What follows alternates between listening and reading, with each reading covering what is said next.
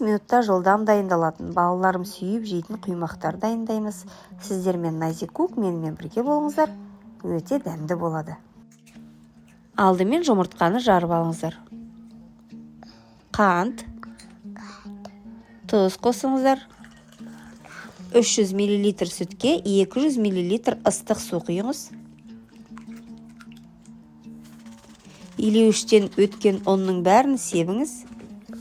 Және бастапқыда тек 100 мл сүтті құйыңыз.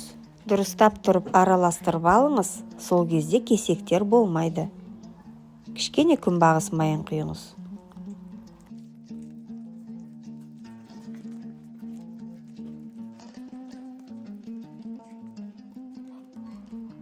Араластырып болған соң, қалған сүттің барлығын құйыңыз. Мінеки құймақтың массасы дайын болды. Құймақтың табасын алдын ала қыздырып алыңыздар. Орташа отта құймақтың екі жағын пісіріп алыңыздар.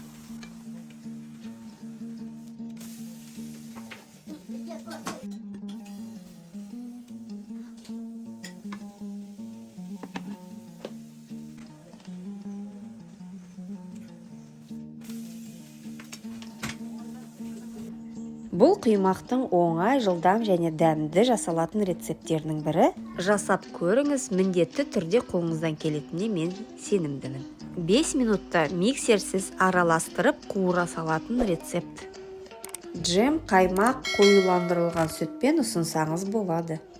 Егер бейне ұнап жатса тіркеліп кетіңіздер, сонда менің жаңа рецепттерімді жіберіп алмайсыздар. Аяғына дейін назарлағаныңыз үшін рахмет. Шайларыңыз тәтті болсын.